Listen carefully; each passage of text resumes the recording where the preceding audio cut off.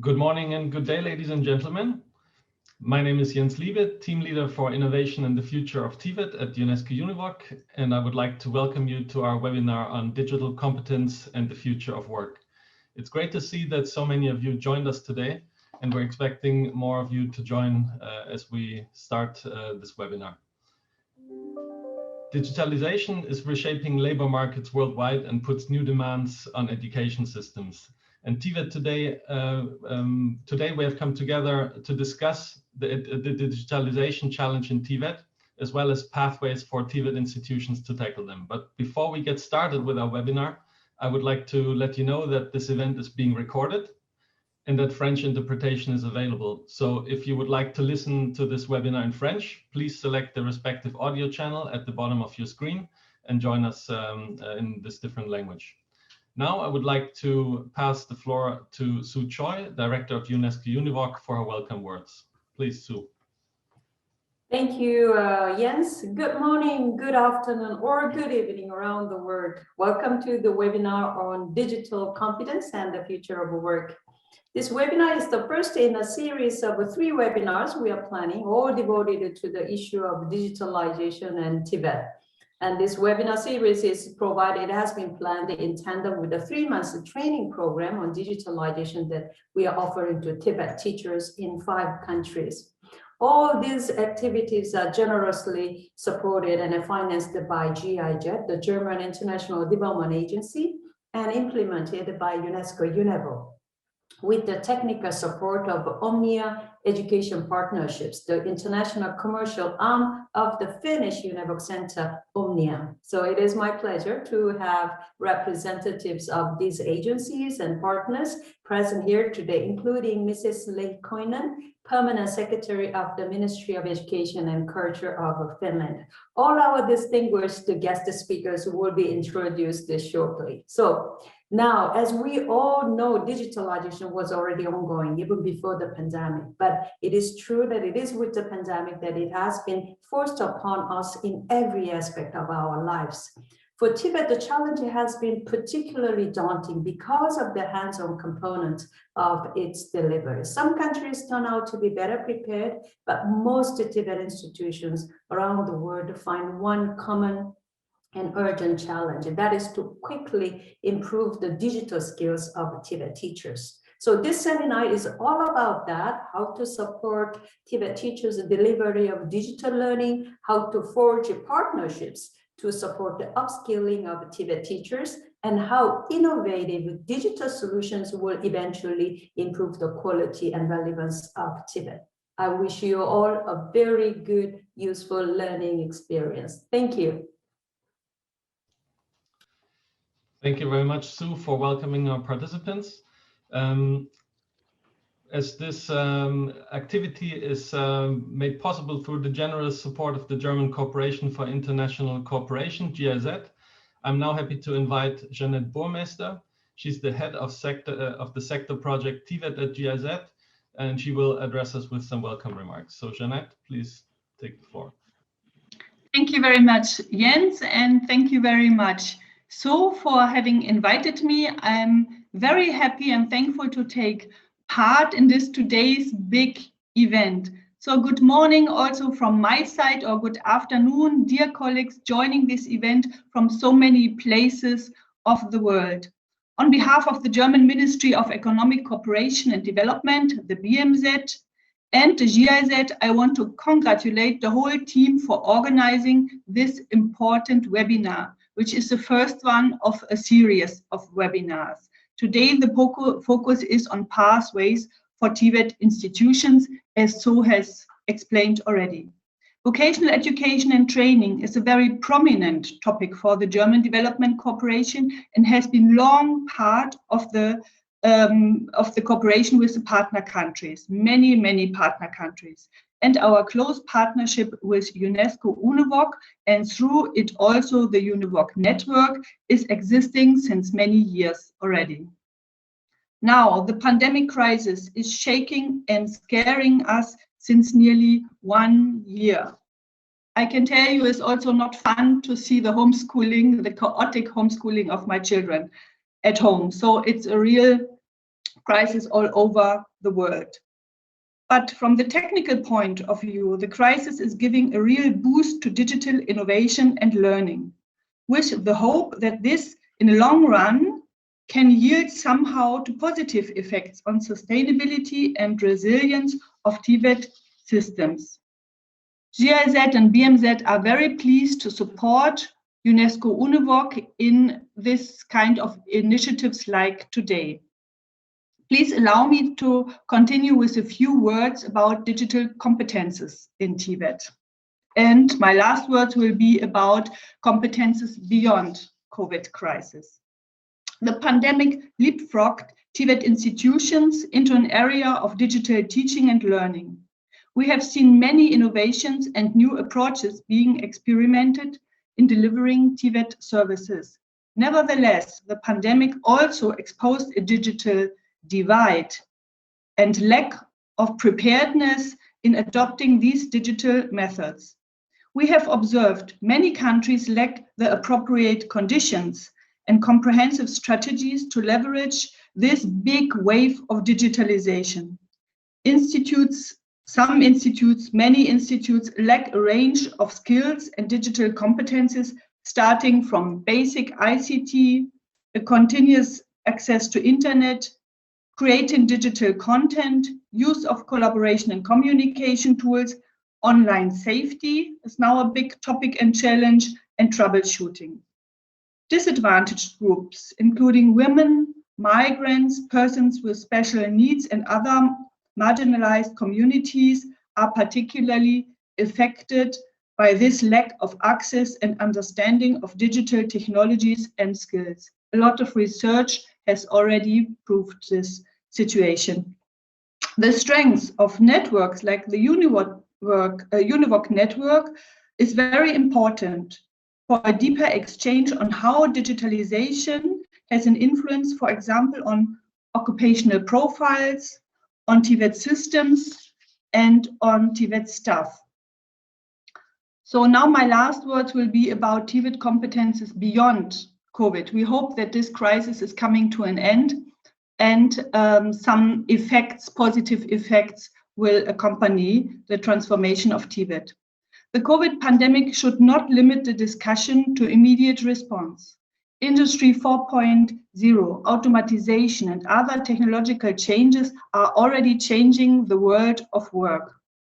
The digitalization vision, however, can be tied with another important impediment of our time. I mean the climate action and the climate change.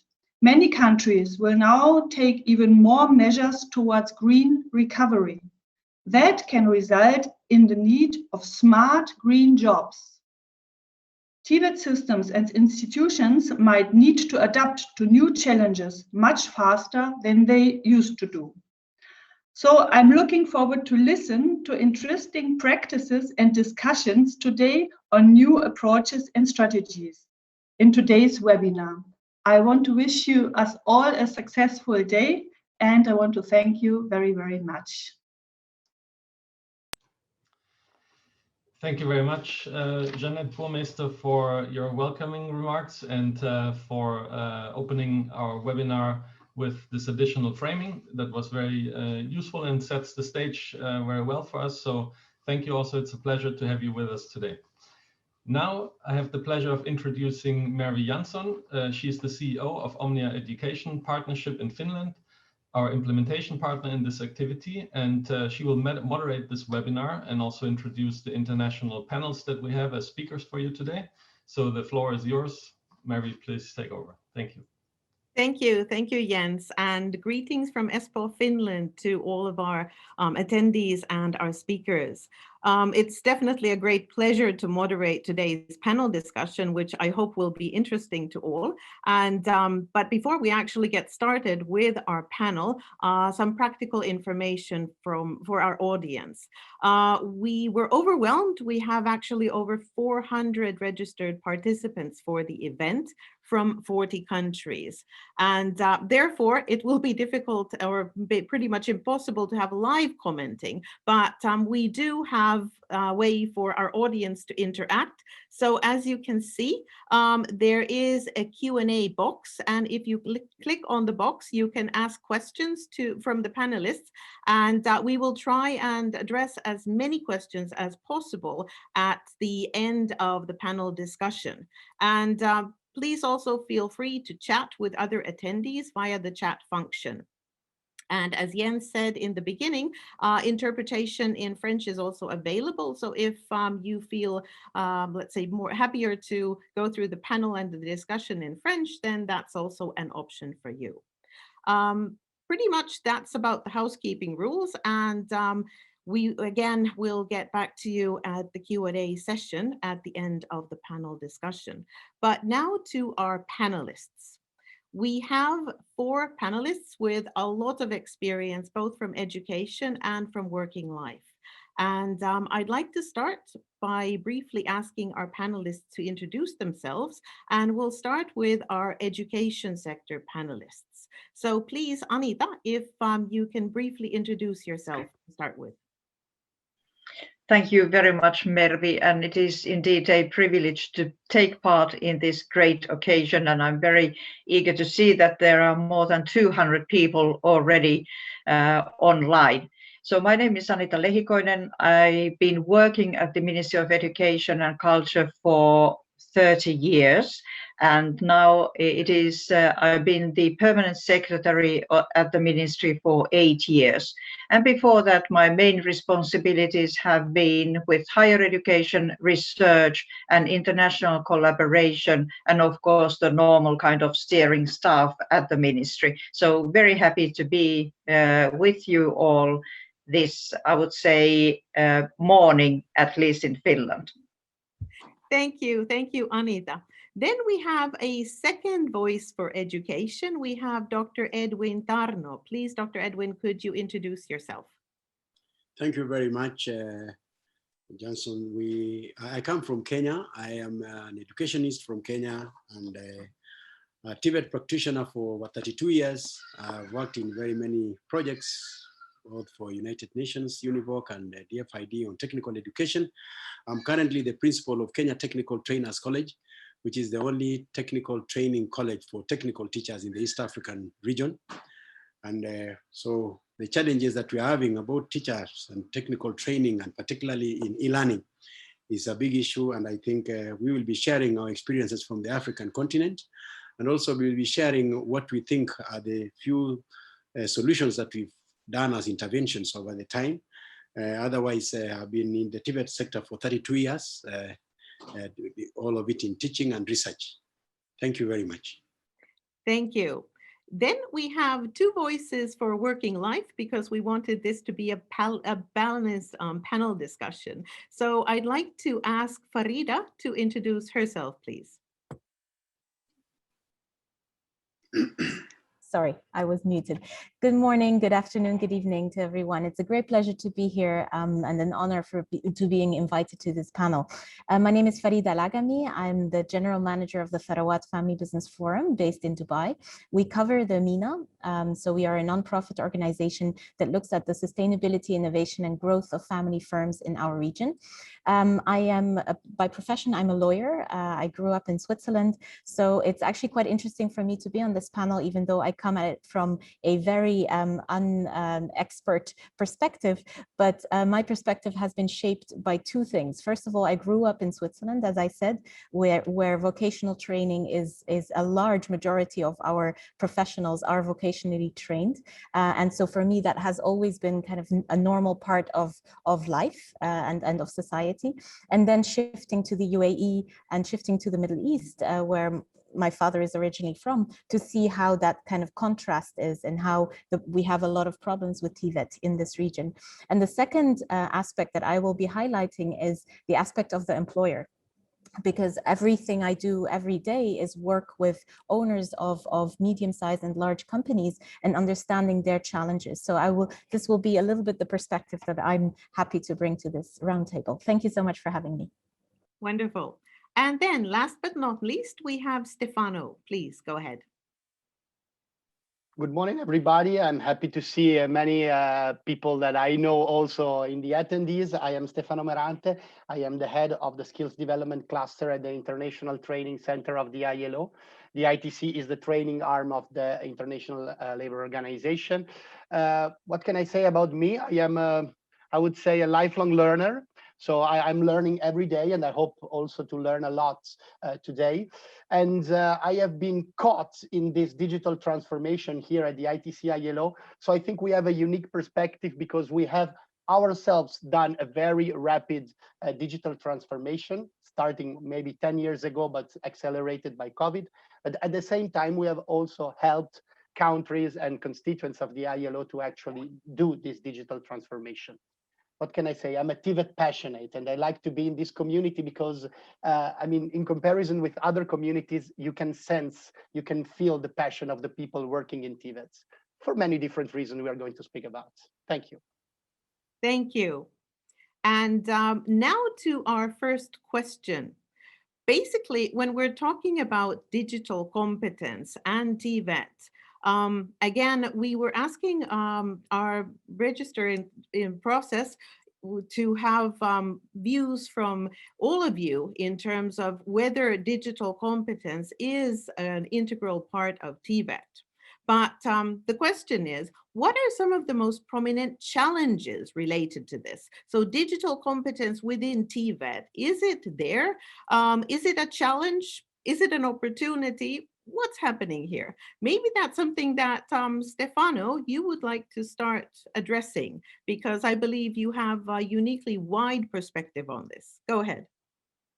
Thank you very much, Mervi. It's a pleasure. And I mean, if I had the correct answer to this question, I would probably be richer than what I currently am. But I will try to, in any case, to give you some elements. But first of all, I would like to make it interactive. So you can find in the chat box a link. So please go to the link. I will present some of the challenges to digital transformation and to digital competence. So please get into this link because I want to hear also from you. So I have 6 minutes. I want to speak 4 minutes, but then also try to comment what you guys are going to write. I'm also sharing my screen because I would like to present exactly a big number of one slide. That is, I hope you can see it. Mervi, please confirm. Yes. Okay, so what have we seen, especially in the last year? So I think that if we take it from the Tibet training provider perspective, there were many factors, outside factors related to the ecosystem of the training providers of the Tibet centers that were affecting this digital transformation as challenges. We have, of course, the social, economic, the health crisis that, of course, is a very relevant factor. We have probably even less information from the labor market. Why? Because there are at least two things that we can see in the labor market. In one hand, changing or affected sector and occupations on one side, but on the other side, also very rapid, very quick business model changes. Even the cafe that is close to our place has started to sell the cappuccino and the coffee using digital platforms. So incredibly and quick business model changes happened in this year. How can we as Tibet provider relate to these business model changes that had a lot to do with digital transformation and with digital skills? Still, in many countries out in the world, at least is what we see here from the ITC ILO, the first digital divide is still a factor. So challenges in terms of connectivity, challenges in terms of digital devices, a lot of challenges coming from an infrastructural equipment point of view. But then at the same time, we saw, and this is a challenge for the Tibet providers, but also a very interesting fact, very quickly reacting Tibet policies. Shifting Tibet policies, but I also wrote moving Tibet policies because at some time also related to the social, economic, and health situation, policies were changing very fastly, very quickly, and Tibet providers had to adjust. But then at the same time, a challenge for some, but an opportunity for others, was that the Tibet market became immediately global.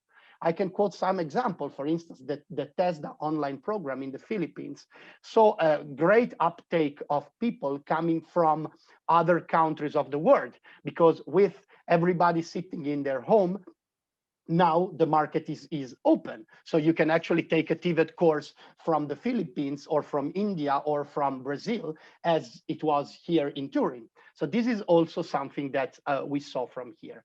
But now getting back to the center of this question is related to the Tibet providers, the Tibet Center. What were the challenges for the Tibet centers? Challenges that we can say in one word as challenges of e-readiness.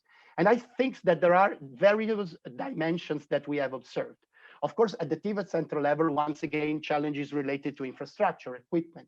But the most important challenge, we thought, it was related to attitude. Teachers changing their attitudes, managers changing their attitudes. It's not always and not only an issue of skills, but it's also first and foremost an issue of attitude.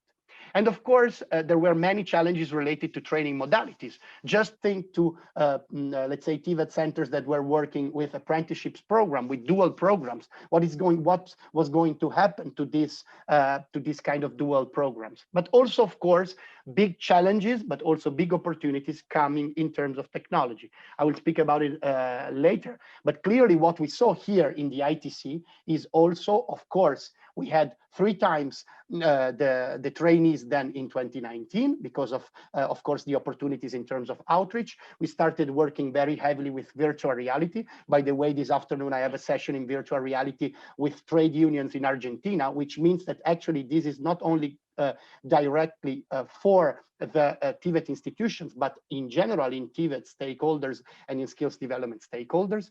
But also we started working a lot with augmented reality, with offline solutions. So a lot of opportunities coming also from the very same challenges that technology asked us. But then, of course, the actors is also a key role. We're going to speak later about teachers, but we also need to take into account that this e-readiness has a fundamental role to play also in the, let's say, a change of attitude of system leaders from the ministries, from the employers and workers organization, from civil societies, NGOs, etc., that are working in the skills development space. But then for Tibet providers, key roles, managers, and teachers. We have talked a lot about it. Well, we will talk today also in this webinar about it. But I also think that sometimes we miss a very important part, that is the e-readiness of our trainees. Are our students ready? Are our workers for continuous professional development ready? So I think this was a key, and this is still a key challenge that we have to face. I want to see now out of the poll. So I see that, of course, I see growing some trends there. I hope you can see it. So we clearly have some very important challenges that have affected socioeconomic and health crisis. 50% of the colleagues have written that, but also big challenges in terms of skills, in terms of infrastructure. This is what you said today during this presentation. I hope I have been in my 6 minutes, Mervi. Back to you. Yes. Perfect. Thank you, Stefano. And I think that you highlighted some of the, let's say, global challenges we have here on the issue. So access is, of course, number one. So basically, if the infrastructure is not there, this sort of e-readiness, as we spoke about it, is, of course, a major challenge. But also then the attitude. So even in countries where infrastructure is not the issue, it's the mindset, the attitude. How do you switch from the face-to-face to meaningful online presence? Because it's not just about uploading your PowerPoints. It's much more. You really have to, as a teacher, change how you look at teaching and learning. But then maybe one more thing that I'd like to highlight before I ask Anita to also comment on the question is isolation. So the fact that we are bound to our homes or to certain environments without the social interaction, because at least for us, the way we Finns see learning, it's very much also a social process. So the interaction has changed and we're limited in being social. And I think that also has brought on isolation.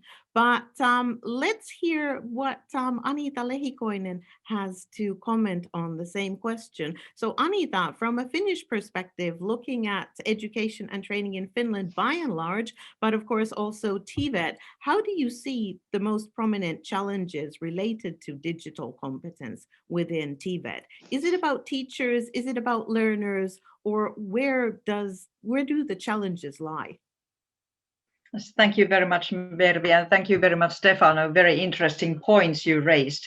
And I think these are not only problems or challenges in Finland, but all over the globe, really. And I would like to point out a few things. And obviously, there's the kind of how to make sure that this Tvet, online Tvet is equitable, and how can we make sure that there's equal access to everybody at all regions, and how to make sure that our providers have those kind of capabilities and resources to make sure that what they offer online is really of high quality and relevant to those learners and also to working life. And I think this is a big issue.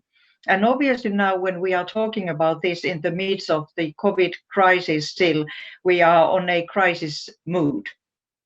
We make big solutions and we don't perhaps have the time and capacity to make long-term plans, and we do not make full use of kind of co-creation of these platforms we use and of the pedagogical development we definitely need. And I think this is a big issue, and we have to look now beyond the COVID crisis. And unfortunately, we can all be sure that there will be new crises in the future to come. So we better be more prepared. And I think it was very interesting that Stefano raised the question of attitudes and the kind of overall e-readiness, whether we have it as a mindset, whether we have built up the infrastructure, and whether we have trained our teachers to be better teachers also in online world. And these are definitely challenges.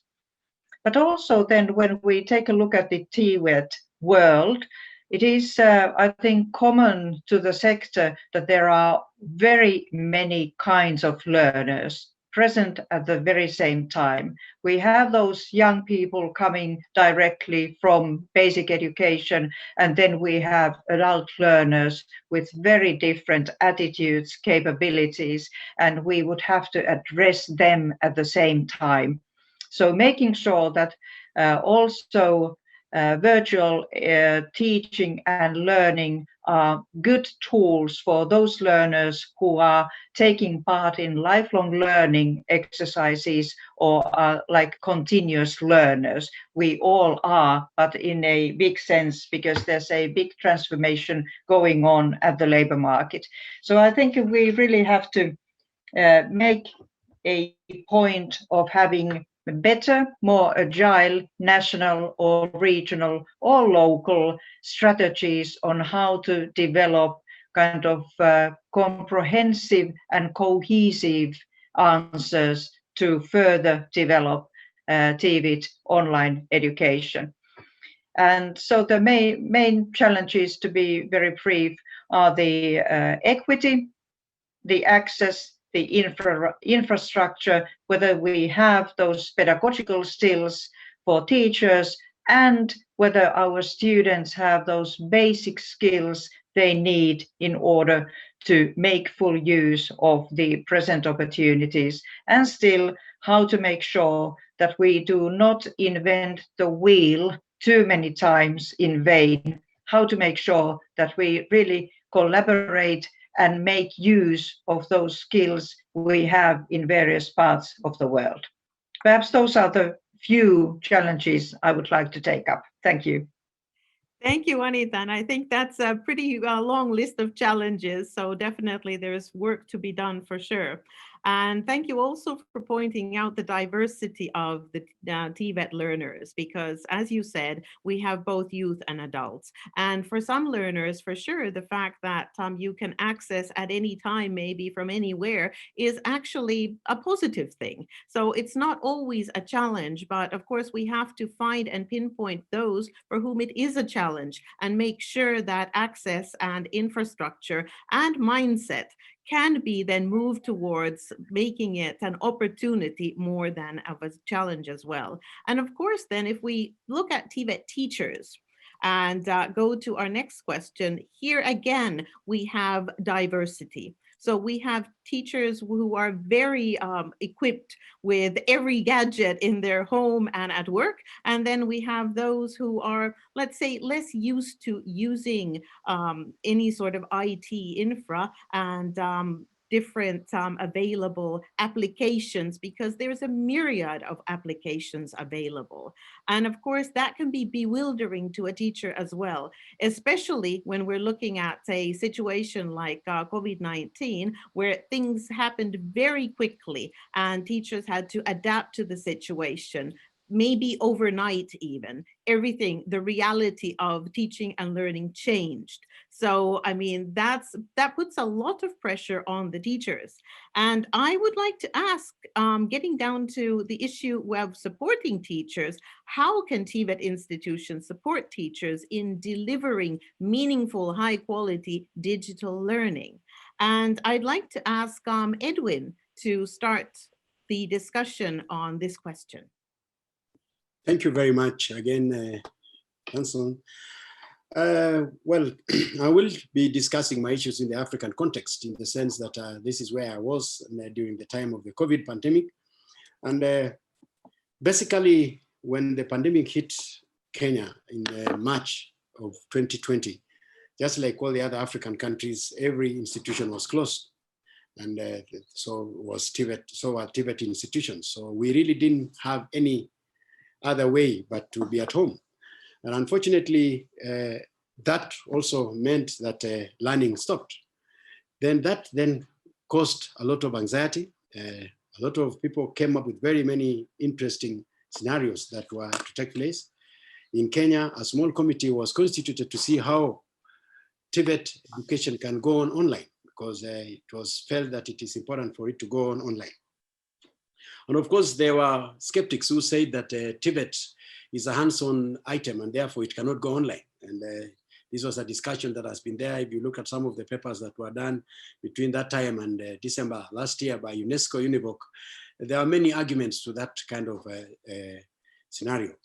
But the position is that some of the components of Tibet, actually a lot can also be taught online through simulations. We can also have them through online resources, and they can be guided. But of course, there were other challenges then that faced us immediately when we did that. We did a survey in the month of May, and the survey mirrored almost like what I saw across the world. But in Africa, the situation is a bit more difficult because of the infrastructural issues of the technology that we are to use. The biggest challenge that we had at that time was, one was the technology and the infrastructure across the East African region. For instance, do we have an infrastructure that was able to support e-learning? In other words, the connectivity across the country available? That about in Kenya, which is among the ones in Africa that actually have a better infrastructure in terms of SMS systems and all the online systems in Africa, it still had up to 60% of the country, less than 60% is covered.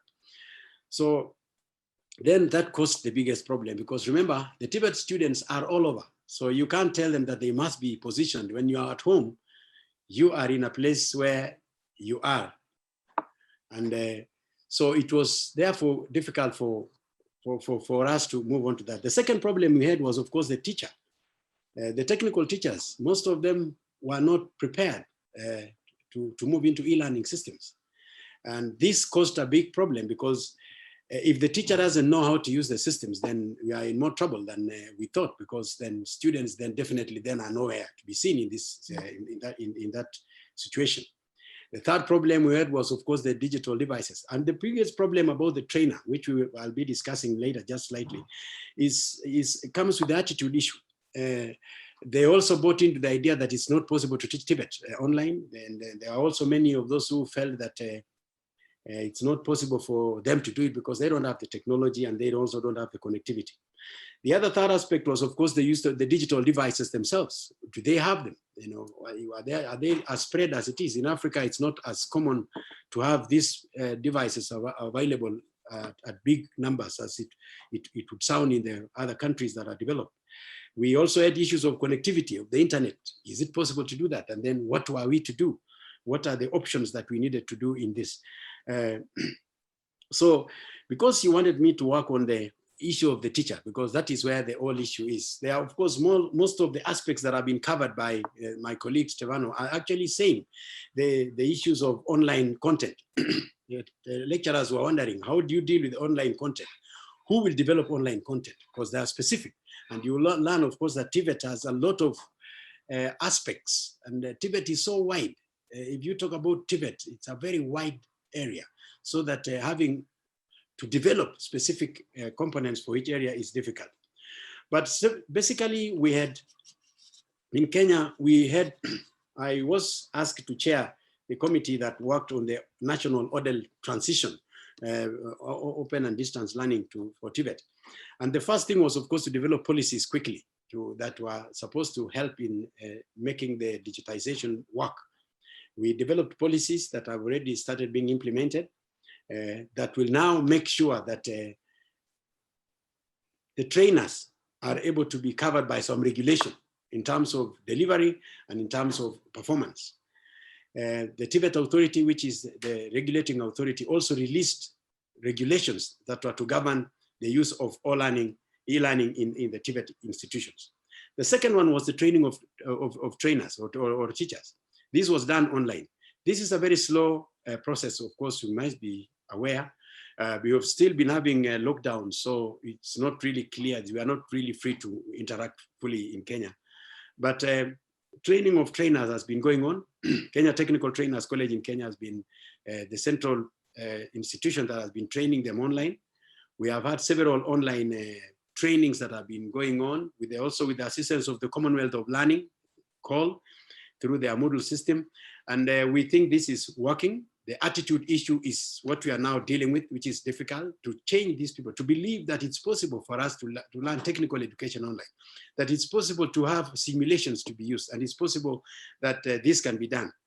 The third aspect is that we have worked with multinational companies, including Safaricom, which is a subsidiary of Vodacom here in Kenya, to have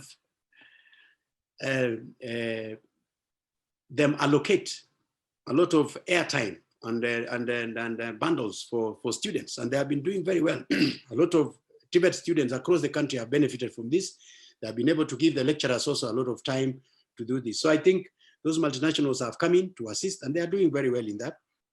The other aspect was, of course, the use of the critical one is the curriculum. How flexible is the curriculum when it comes to use of e-learning? Most institutions in Africa are still work on the face-to-face because it's easier, it's less expensive. Of course, not necessarily less expensive if you look at other dynamics, but it is the easier one to implement because it doesn't have a lot of technology use. So the curriculum has always been rigid, and therefore this is an area that now people are working on. And it is an area that a lot of educators tend to assume that it is around. It's not around. Curriculum has to be suited to fit. And therefore, that is an area that we are currently working on. In the next 1 week or so, we will be moving on to other aspects. Maybe we'll be reporting to the UNEVOC what we are doing. We have a committee that has been set in the next 1 week, again, working on how to transit now the entire system, including the learning management system, which will be installed and kept here in Nairobi at Kenya Technical Trainers College for the entire technical training institutions in Kenya. The learning management system, we are happy to work with Google and Facebook in some of these implementations. So basically for the teacher, the critical aspects are: one, the skill. Are they really skilled? Two, do they believe in it? And then three, even if they believe in it, do they have the technology to actually implement it? Can they develop for instance, e-learning materials, and can they be able to be disseminated? The fourth one, of course, is the ability for us to have a learning management system that then becomes a repository where the rest of the other people can be able to collect information, and we also collate and share. So basically, those are the situations that we are dealing with. We have also come up with other interventions like the use of Raspberry technology, so that the institutions that are far from Nairobi or urban areas can be able to use this technology to then be able to teach students from those particular areas. The challenges are still many, we are still struggling, but I think we are heading somewhere with a few interventions that we have taken. Thank you very much. Thank you. Very interesting, and you've done amazing things. I think you touched upon something that hasn't been perhaps discussed yet, the curriculum. So it's not just the mindset or the infrastructure, as in technology that's available, or what's available for the students, but it's also maybe a higher level on sort of the Tvet agenda, as in the curriculum and what the teachers are expected to do and what is possible now in the new world. So basically, we have to look at Tvet as a whole and think about how to make it flexible so that it is actually an enabler, so that basically the teachers can play their part and role, given that we are supporting them. But I'd like to ask also Stefano. I know that ILO ITC has done a lot of training and supporting teachers in delivering digital learning. What is your experience? Is it access? Is it curriculum? Is it infrastructure? Or basically, how can we support the teachers best in the new reality? And the answer is a combination of all these things, as usual. I mean, I would say for complex problems, complex solutions, yes, but also easy to implement. I would like to add some more elements to what Edwin said. Very interesting hearing from the Kenyan experience. So first of all, I think digitalization gives a big opportunity that is the one to foster autonomy of the Tibet Center and Tibet institutions. In many countries of the world, still teachers are passively waiting for this curriculum, this holy grail coming from the national ministry. And I think this is the moment to free the initiatives, so to break them free, let them work. What is also our experience here is that teamwork is the key word. I mean, first of all, also talking about myself, I mean, I have been surrounded by excellent young colleagues in this digital transformation. And by the way, some of the things that you actually liked from my first presentation come from them, and I have no problem in telling this. But I also think that the reorganization of the team was a key in our digital transformation, and we were supporting Tibet centers to also do the same. Rethink about your business model, about your work organization. This is a key for the teachers. And what can play a role there is community. What we have seen in an even non-organized way is that trainers, I don't like the word teacher, sorry, but trainers were actually speaking with each other immediately when pandemic struck, because they had produced some digital content and they had no problem in sharing that with the others. Some interesting things. I think there is also a very interesting publications from the European Training Foundation. I see Alessandro also is here in this sense. Rhizomatic, informal, professional kind of learning happening. Adult educators, trainers in the UK exchanging per Twitter, etc. So new forms of informal sharing is happening. Probably the so-called communities of practice are a little bit going down, but new forms of this community-oriented, community-driven kind of work is happening. On the other side, when I speak about freeing the initiatives, I think that we need to be creative. I see also the colleagues from Skills for Jobs, Swiss Contact Albania that are there. I learned from them. Also, one way is to try to ignite, to impulse the private sector, new e-learning consultants, new figures in the market to actually go and support the teachers. So we can work both on training the teachers, but also in injecting in the labor market new kind of figures that can support these processes. And then from our side, and I want to respond to two attendees who have written, Elena, AR and VR, I think this is very important. And this is the key. Maybe VR is still very costly, still developing as a technology, but augmented reality gives already very hands-on solutions to the trainers, to Tibet trainers, also to develop skills, technical skills. And I think this is very important to actually to really take into account these opportunities. And then I want to answer to something that Adele has written. All skills can be developed through digital means. It's not only soft skills, it's not only technical skills, it's also core skills. We just need to empower trainers in order to use the right approaches.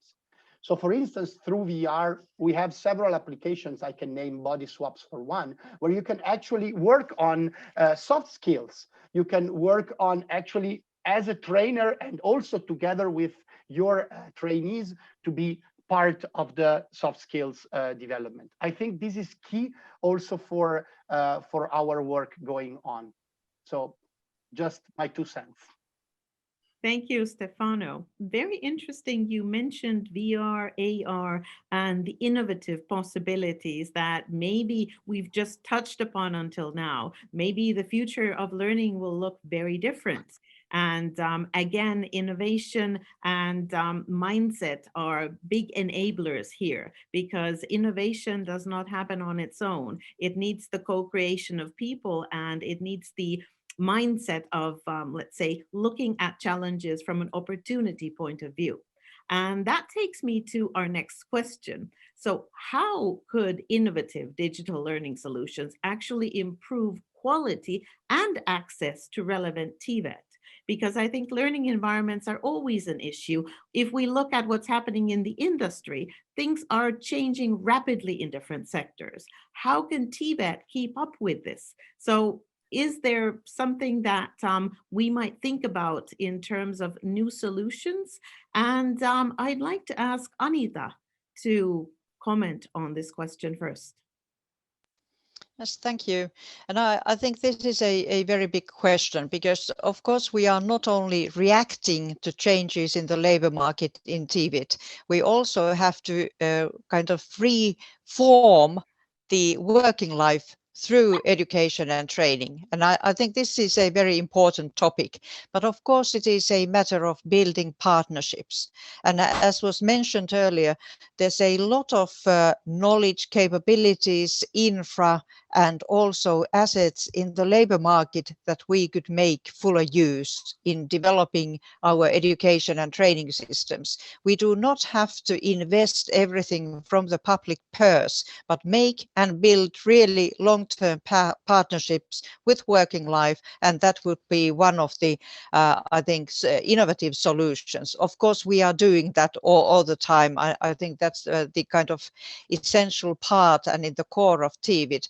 But perhaps be more kind of knowledgeable of the capabilities they have in the working life and make full use of them. But also I think there's the interesting discussion, obviously, about teachers and trainers and how to make sure that we and upskill those who are now giving education and are in active life still working in the institutions, and how to redesign the curriculum for teachers and trainers, so that we can make sure that they are up to date and they have the attitude and they have the pedagogical skills.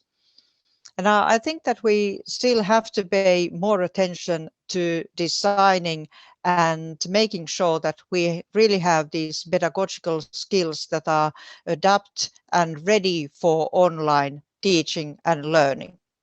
I'm not sure that this has always been in focus in developing online learning systems. So it is not just that you put the normal stuff online and then rely that students and learners will make full use of that. So new kinds of pedagogical innovations are needed. On some occasions, we've been talking about how come it seems to be so that educational innovations actually travel very badly. we keep talking about the same things and we keep trying to find solutions to these same issues, and this is not easily transported from a country or even an individual institution within a country to other institutions. And I think, obviously, coming from the ministry, that we definitely need national discussion and strategies, how to make sure that we can give equal resources to Tvet providers so that they can build up their capacities. Otherwise, we are not able to make sure that there's quality training for every student and learner in the system in all parts of the country. We actually, in Finland, we also struggled with this question. We are a fairly big country and scarcely populated, very rapidly aging nation. And now we really have to come up with new solutions, how to make sure that we have access in all parts of the country for everybody in an equitable way. And that has been obviously a cornerstone of Finnish education and training policies for a long time.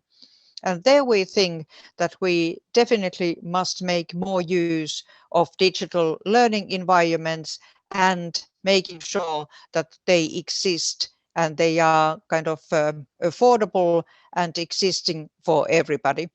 And there we need regional solutions, definitely. There may be kind of leading Tvet providers who can then form consortia with other providers. And again, I must come back to the assets they have in the economic sector, private sector. So really public-private partnerships in the full sense of the word work. And of course, then are we making sure that we make our decision based on data and research results? What are the difficulties our learners are experiencing? We now have the data, we have the analytics in our use, but perhaps we are not making full use of that data or information. So we can make better systems, definitely. And of course, then make sure that when we do these solutions, innovations, we also look how to make best use of public funding. Definitely, we in Finland, we have to keep this in mind all the time. And I think that co-creation, sharing online materials, and having this kind of open innovation, open education, open data as a rule, kind of framework for everything we do, we can actually get results in a quicker time. So perhaps these are the things I would like to point out, that we have to plan, we have to make sure that we actually can invest in the infrastructure. It is still a big question, and then bear in mind the equal access in every part of the country and for all learners and for all those areas that are so very relevant to developing our working life, and make sure that our workplaces are up to date and they can be competitive also in the international context. So thank you. Thank you, Anita. So basically, if we think about digitalization, it is an investment. And it's an investment in capacity building, because no matter how and what technology we have, if our teachers are unable to use it, or if our learners don't have access to it, again, we're not really helping Tibet, or let's say lifelong learning. Basically, by and large, has to do with both the access factor, but then also the fact that there is the capacity, especially among the teachers, to make use of all the innovative solutions that are available. And I think that puts a lot of pressure, not just on teachers, but also on working life.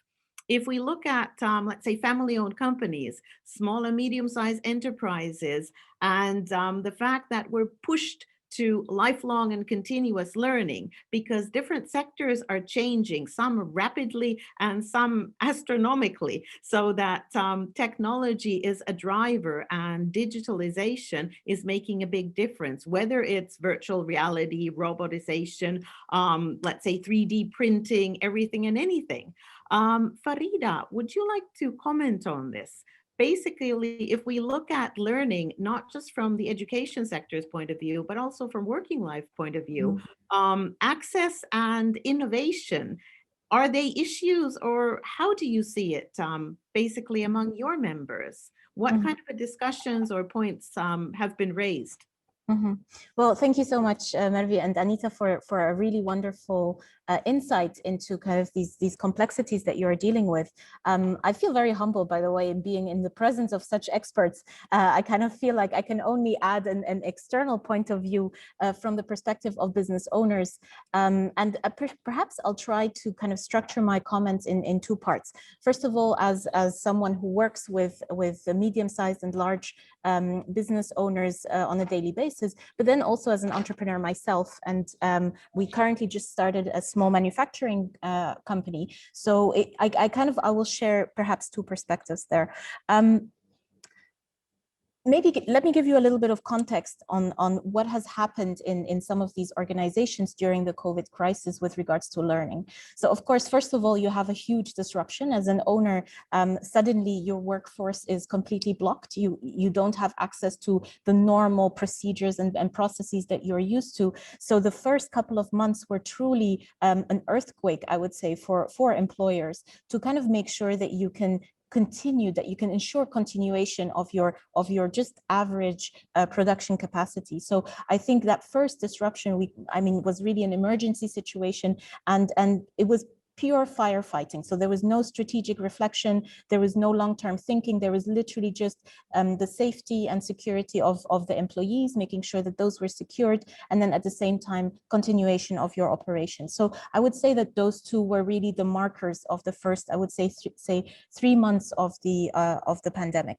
But then we saw a very quick shift. And I mean, that is the nice thing about entrepreneurs and business owners, is very quickly, there's a question of opportunity. So where do we see that shift going in the workplace? How durable will this shift be? And we've seen, for example, very early on in these large technology companies, or even some banks, who have issued, in my opinion, extremely fast these opinions that they say we will never go back to the normal workplace environment. We will never return to things that they were pre-2019. Or pre-2020. And so I think this was a big learning point for me, that within about 4 months of the pandemic, a lot of the companies that I know and that I work with already started looking at the strategies of what this would mean long-term of having a workforce that will be partially offsite. And I think that has had a huge impact. Now, obviously, maybe in my later comments, I will come back to the question of automation, because this will have a huge impact also on the whole question around Tvet going forward, especially in our region, where it will be hugely transformational going forward. But I think one point that you mentioned, Anita, is this question of partnerships. And let me explain a little bit what has happened internally in these companies with regards to lifelong learning. So many organizations will at some level have some sort of continuous education for their employees. Now, we can debate the quality of that education, we can debate the relevance of that education, but it is there and these systems exist. Now, what has happened, of course, is that has shifted completely online. So within a couple of months, those systems and structures, and specifically if we look at, I would not say small companies, but medium-sized and large organizations that perhaps still had a certain budget, that had a bit of reserves, that they could invest in pivoting those systems, those learning systems, actually accessed an amazing amount of new innovative ways of continuously developing their employees. So I think there is definitely something that has shifted within organizations with regards to how learning is transmitted to existing employees. Now, my kind of hypotheses here would be that there probably also that means that there have been that we have created new connection points, new potential connection points between the Tibet community and existing employers, because that means that this online shift now is almost like an equalizer. So there will be new connection points, and I think perhaps these must be explored a little bit further. So I would say, I mean, perhaps from an institutional organizational perspective, that would be a comment that I would make. As an entrepreneur, I'm going to be very honest, it has been an incredibly difficult year. It has been very, very difficult to sustain, your workforce, because of course, as a responsible, and I would like to make a difference between a responsible and an irresponsible employer, but as a responsible employer, of course, a lot of your effort and a lot of your investment went into your existing workforce, which perhaps now, might be to the detriment of new employees. But I think with these online systems, perhaps there are new ways of integrating young, new potential workforce into the organizations. But happy to expand on that a bit later on as well. Thank you, Farida. I'd like to pursue a bit more about partnerships. You mentioned partnerships a couple of times. How do you see partnerships in terms of a win-win solution? If we look at Tibet institutions, no matter how good the funding might be, it's still going to be limited. And Sure. yet again, if we look at, let's say, lifelong learning and the fact that employees in companies have to continue to learn, would there be a way, how would you see that partnerships between companies and Tibet organizations could actually evolve onto a next level where the partnership would be, ongoing win-win solutions for both? So access to, let's say, new technology and the juice of the working life for the Tibet institution, both students and teachers, because both need that. Yes. Then again, win-win also for the industry, for the companies, so that they would have the upskilling and reskilling possibilities. What would it take to build these kind of partnerships? Yeah. Again, it's like Stefano said, if I had the solution to that, I probably wouldn't be sitting here. But no, absolutely. Look, the way I see the world is in networks and ecosystems. And I think, as an organization that works specifically with family firms and with family firms that have existed for 2, 3, 4 generations, the interconnectivity between the firm and the company and its social and economic environment is incredible. It's a symbiotic relationship, which makes my work really, really interesting and fascinating. But very specifically with regards to Tibet, I think, unfortunately, I live in a region, and I don't want to give you any information that you already have, but I live in a region where we have, between now and I think 2030, about 10 million young people will be added to the workforce. And we don't know with automation if the private sector will be able to create enough employment. We already have about 40% youth unemployment as it is, and I would imagine that COVID has definitely confirmed that number. But now we are even more adding those 10 million young people, and I am not seeing how the private sector alone, would be able to generate those jobs. But when we start talking about partnerships, I think that's where there are always new ways of working together. But let me just first break down what the challenges from a private sector perspective. I think it's perhaps helpful to kind of backpedal a little bit and have a quick look at what's the challenge for the private sector. So the private sector is constantly in a war for talent. This is it's a given, and it's usually we talk about the war for talent at the top level, and everybody's chasing the same type of CEO, but that's actually not what we're talking about. If I look at the business owners that I work with, their main challenge is the general workforce, because if your general workforce doesn't have the qualifications to create a service or a product that you want to compete with, and competitiveness in our region is a huge issue. overall, because our infrastructure, our general economic infrastructure is already a challenge. So as a company, you have to imagine you're trying to create a little planet of your own, a little ecosystem of your own, which kind of elevates you over your normal ecosystem, your environment, so that you can compete on a regional or international level with your products and services. So in order to do that, what you need is a workforce that can drive that. Now, what happens when you don't find that workforce in your immediate environment? As I said, I work with family-owned businesses. Their first commitment, and I mean that very, very truthfully, their first commitment is their immediate environment. They will not go elsewhere if they can find the talent they need immediately close by. However, you're still a value creating machine. So if it takes too long for you to access that talent in your immediate environment, you will go elsewhere and you will start importing that talent. Now, here's where the first layer of digitalization will come in, which is that now I can even access remote talent. I don't even have to bring them into my country anymore. So I'm already disrupting, and my community doesn't even notice that there are jobs that pass them by because they don't see that these jobs are being exported or imported. They are just digitally placed elsewhere. So I think that is the first layer of impact that we need to look at. The second layer, in my opinion, is that there is a misconnect or a disconnect, at least in the countries that I know a little bit, between the educational kind of stream that people go through and the moment they get employed. And I'm sure this is something that all of you are working on, but as an employer and as someone who works with employers, it is a truthful problem. And there seem to be so many issues to create a true dialogue between employers and for example, Tibet institutions that is productive. I think what we need to see with private sector people and employers, they're very opportunistic.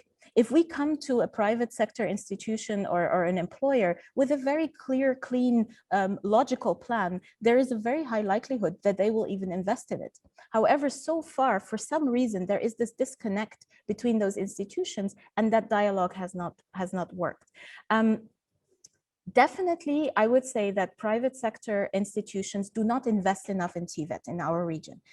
There is a tendency to give donations to universities. There is a tendency to give donations to kind of, you know, other types of institutions. But for some reason, that vocational aspect, that vocational structure is just not enough of an attraction point. And if we change that, I also believe we can perhaps change the attitude that people have towards vocational training, which in our region is dismal. It's very sad that people would never if they could, they would not choose a vocational profession, which I think is in part the outcome of also a private sector that only advertises a certain type of job over another one. So I think there is a miscommunication there.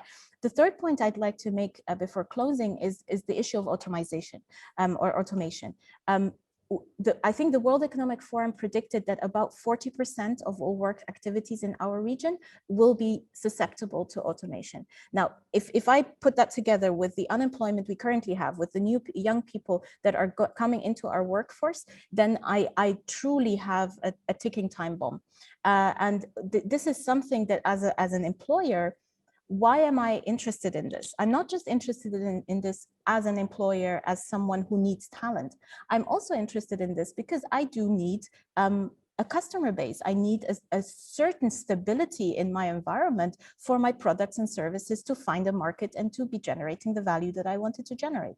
So it is an ecosystem. It's a cycle that we need to look at. And I think with regards to automation, we need to understand that having a conversation with the private sector that is insightful and productive, and using all that expertise that you have and bringing it to the table with the right people could potentially lead to those partnerships that have evaded us for so long.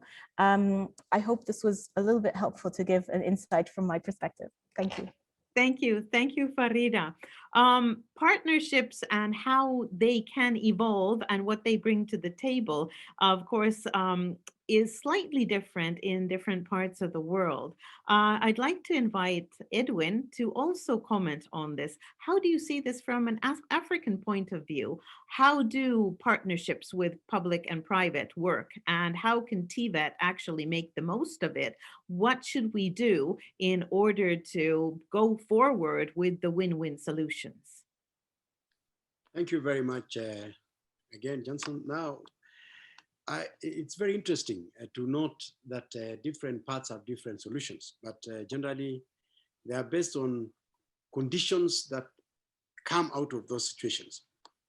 The most interesting is the connection between teaching and industry. And that's exactly what Farida has just said. What is the connection between the competence of the person, the teaching methodology, and the engagement of the industry? It is clear that in Tibet is hinged on three components. Number one is the knowledge. The second one is the skill. And the third one is the attitude.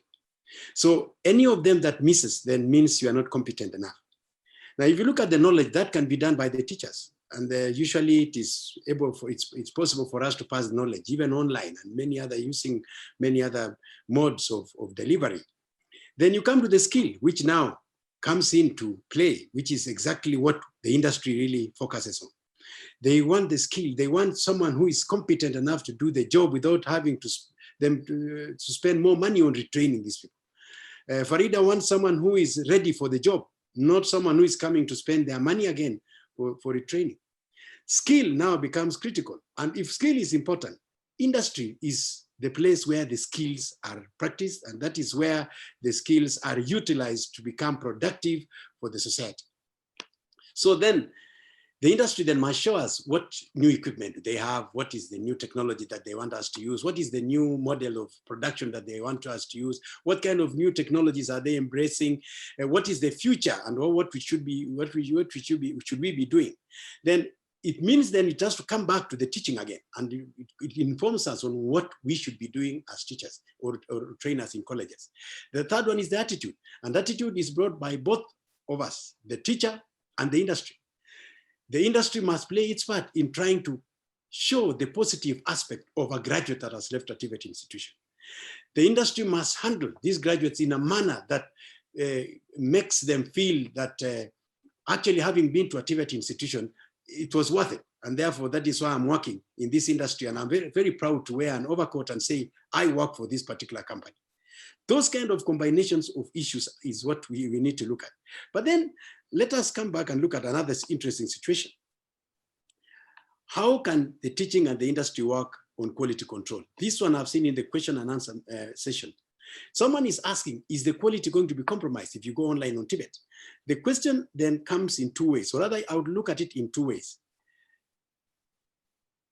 The worker in the new dispensation now will be having more online work than they were having before. That is what even Farida has put. There will be more work after this COVID situation online. Then how does that shape our teaching? It means they require specific skills that now will keep them online, but be productive even if they are online. That now comes in the question of what are these new skills that then are required by this new worker, including the worker that still is already existing in your industry. What are these new skills that can be imparted into them to be better in production? Then the second question is the trainee. Can we assure that now that these students are online, that is from the teacher's perspective, can we be sure then they are competent enough to actually go and fit in the industry? These are the games that now are going to be playing in the next 1 year. How do you play between the trainer's ability to train a person that will go and work online? Very interesting statement. To train a person who is going to work online. And then the second aspect is the trainee. How can the teacher train a trainee to be competent enough not to be rejected by the industry? Those are two questions that we need to really fundamentally need to deal with. And this then gives us a new paradigm shift of how we should really be trying to look at that. In the question of the industry collaboration, this story has never stopped evolving. Industry has always looked at Tibet institutions in a different way, depending on the industry, of course. There are industries that are really amalgamated what we call the dual system, where we have factories in schools and we have schools in factories. I saw a concept like this one happening in some of the European countries and in China, where we are talking of a situation where you actually virtually have an industry in the schools, and or the schools are also in the industries, and this one works very well. But not so many of us can be able to get that because the industries are not as many as the colleges and the students. At least in Africa, the students are so many compared to the factories and industries that are there. In Europe, of course, because of the aging population, there is a possibility that the younger people who are going to school can actually reach a higher level of contact with industry than it can happen in Africa, where the youthful population is hitting 60 to 70% in some areas.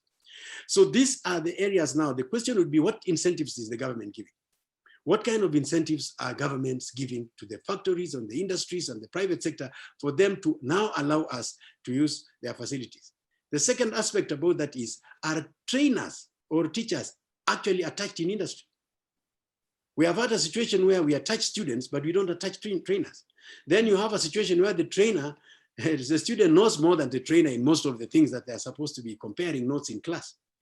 So then what incentives are there for the trainers? What incentives are there for the students? What incentives is the government giving in either sector?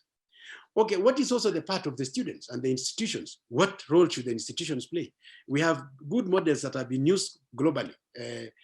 Germany has had one of the best systems that I've ever attended to, and of course some of the other countries in Europe that are, Finland included.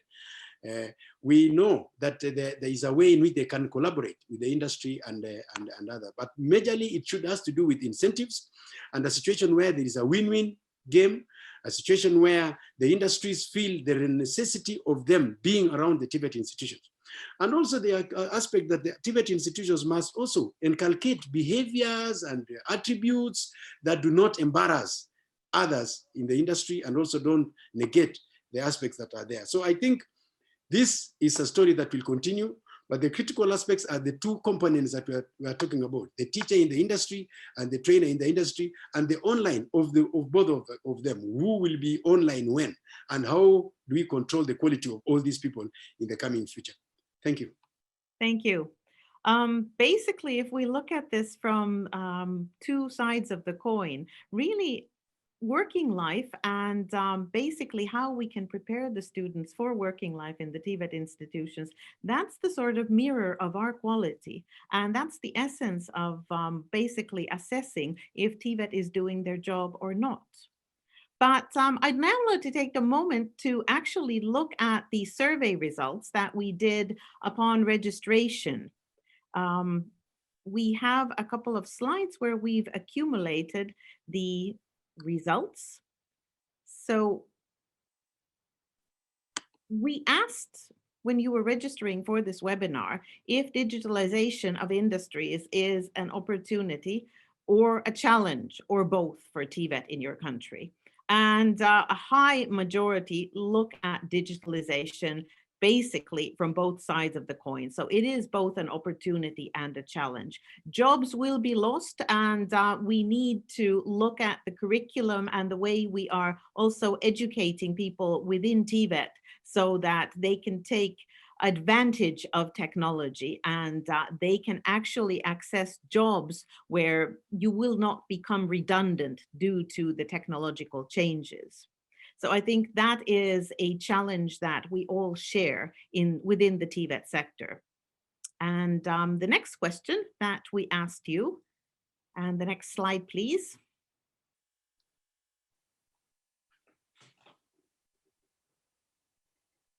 Just a moment, we'll see the next question hopefully soon. We basically wanted to know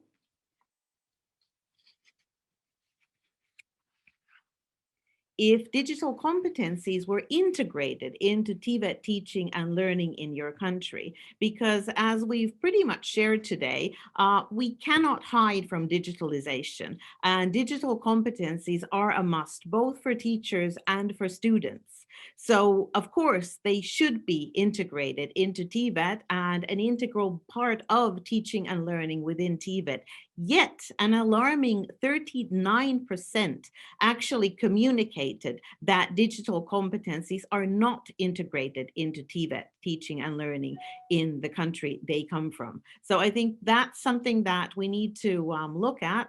And if we look at Tibet from a global perspective, that is an issue that we will need to be addressing, because we're living in a global world and everybody needs these competencies. Basically, reskilling and upskilling people is not just the answer of the future. We need to look at the basic training we are giving in Tibet. Next slide, please. Then we asked if COVID-19 has increased web-based hybrid or online learning in Tibet, and 92% answered that yes, this is basically by and large the situation. Next slide, please. Then we asked a question on teachers, Tibet teachers, how could they be supported in challenges related to digitalization? And 50% of you answered that we need training. So training for web-based learning, training on different digital technologies, etc. So we come back to the capacity building. But also we need more knowledge about digitalization of industries, which brings us back to the partnerships, as does, for instance, robotics, 3D printing, etc. So Tibet cannot do this alone. We need the partnerships and we need to find the win-win solutions so that both sides come readily for those partnerships. And of course, there is still the fact that we need to look at infrastructure and we need to look at what is the situation with access. And then basically, we had a final question about Tibet students' digital skills upon graduation. And actually, the answer was quite interesting. Let's see if we can get the final slide about Tibet students' digital skills, because we are graduating people for the future. And actually 53% of you answered that the skills are average.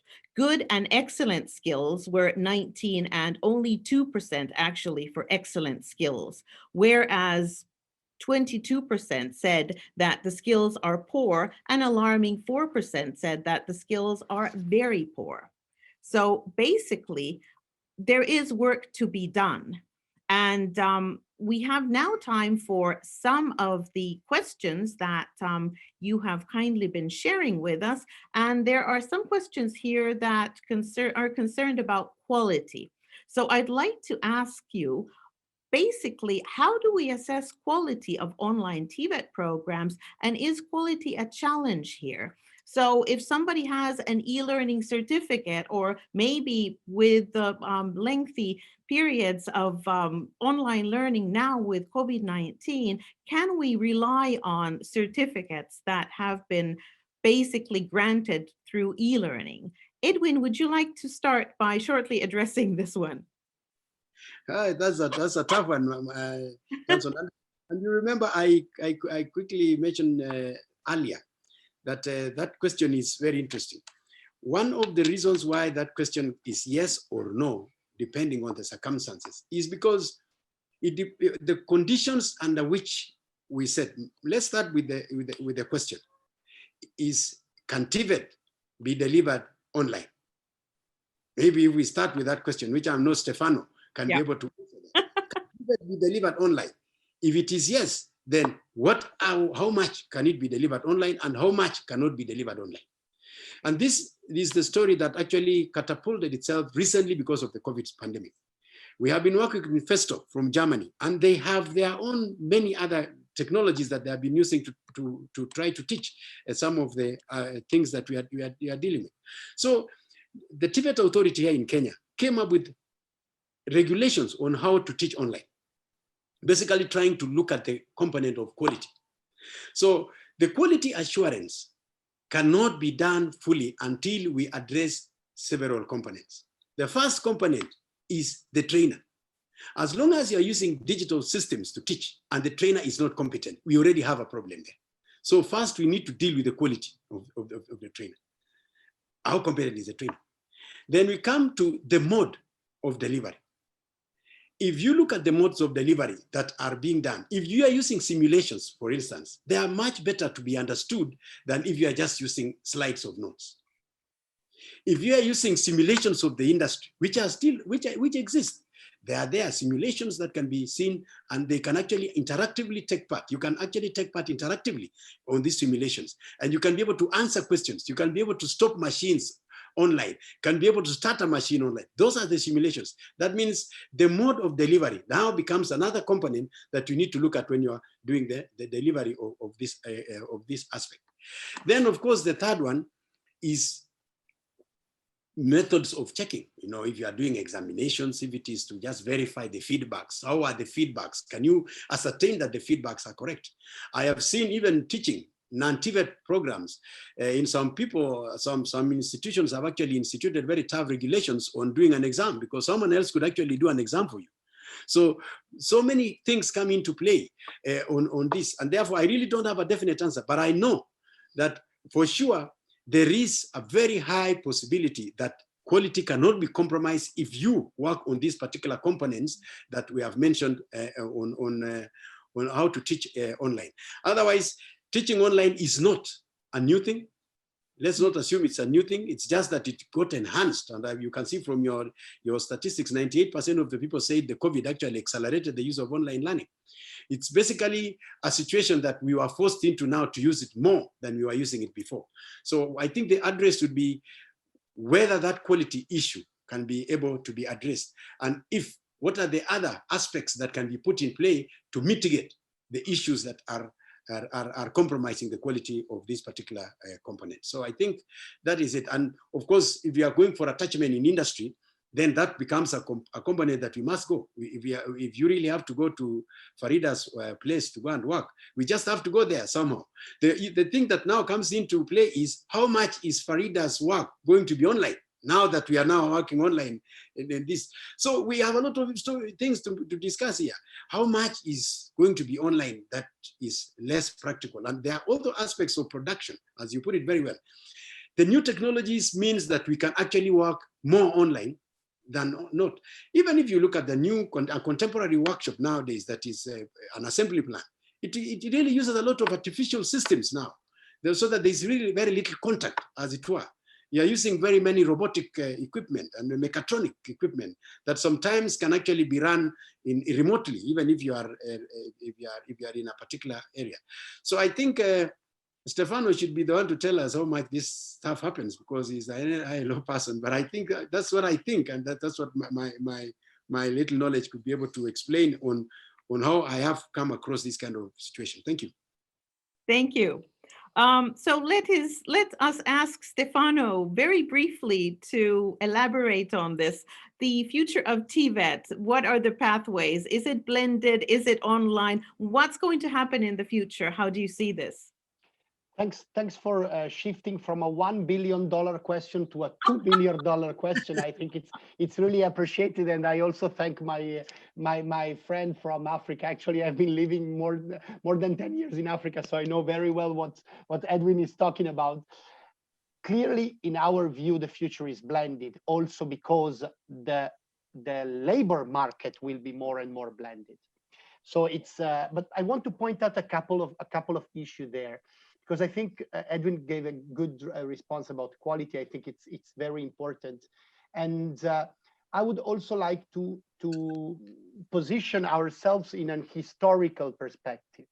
We have had an acceleration. I always laugh about this, our perspective in 2019, because we were complaining that labor market was changing so quickly. And now in 2020, we have seen an acceleration that is not even comparable with what was happening in 2019. So this is the first thing. So skills anticipation exercises are going to be critical, even more critical in the future. Because this kind of exercises, social dialogue based, so bringing together Tibet institutions and ministries, companies, employers, but also workers' organizations in a tripartite manner will be critical going forward. And I think what is also very important to discuss about is what are the opportunities that digitalization will come with. So when I say I am positive about the use of technology, because this is also nothing new. We are talking about simulation. I see people there. For how many decades now pilots have been trained through simulators? In Mauritania, one of the countries with the lowest GDP in the world, I saw in the Académie Navale in Nouadhibou a simulator to train ship pilots. I don't know the correct English words. So these things are already there. Once again, what is changing is the pace.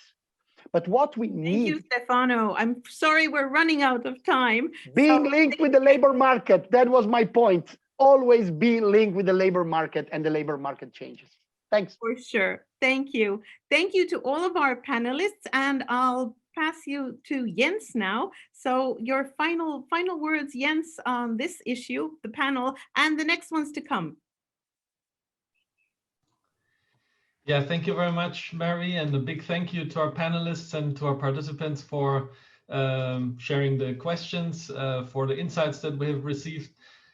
This was a really very rich discussion, and we could have continued now for several hours, I believe, and it would not have been a dull moment at all. So I think we saw in our discussion today that digitalization is a major and multifaceted challenge.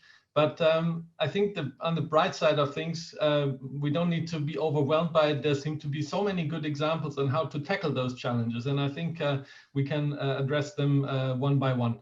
So we talked about quite a number of different things, pedagogical innovations that are needed, a shift in competencies that we see, a big aspect of attitude. And in the chat, it was actually quite interesting to see. It was mentioned that it can be a big source for hindrance of digitalization, but also at the same time, it was perceived as a big driver of digitalization. So it has different dimensions to it.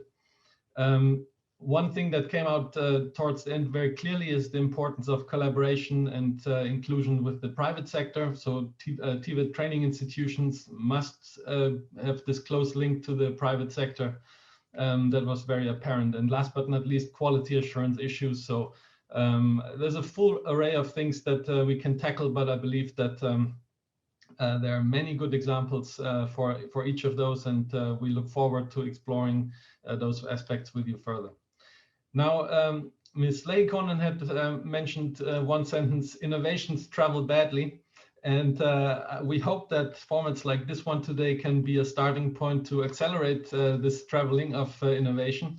And we believe that an exchange on experiences and practical examples is something that can help institutions to take a next step. And I believe always this notion of taking a next step instead of waiting and seeing to develop a perfect system that at one point in the far future is supposed to be implemented. We have to overcome that. It's good to take a step, then improve and gradually increase. So everybody, depending on what starting point you're at, can take a next step towards this digitalization, and we can make sure that the gap between institutions that address digitalization and those that don't does not get larger. So we hope that we can take you along this journey. There are many different forms of engaging with the UNEVOC network. I would like to point to the Tvet forum, where you can also reach out to other institutions with particular questions and you can seek for support. This was also one of the things that was raised in the chat. And we will, of course, keep you abreast of the upcoming events and opportunities for support, whether that's through Innovation and Future of Tibet at UNESCO-UNEVOC or other offers that we have.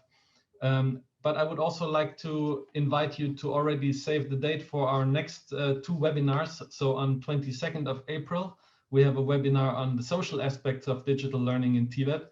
This is one of the topics. As soon as we talk to institutions that have probably overcome the big technical challenge, they immediately realize that there's a big dimension of social challenges that we also have to tackle. So that's going to be a very interesting discussion. So 22nd of April, please take note of that.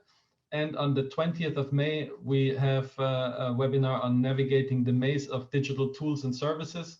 So there's a plethora of tools and services out and available, and Tibet institutions sometimes struggle with navigating and picking the right tools and services for themselves. So we're going to discuss that. So with that, I would like to thank you very much for joining, and we look forward to welcoming you again on 22nd of April. The registration for that one will be available about 2 weeks prior to the event. So we hope to see all of you there again. So thank you very much for joining, and goodbye.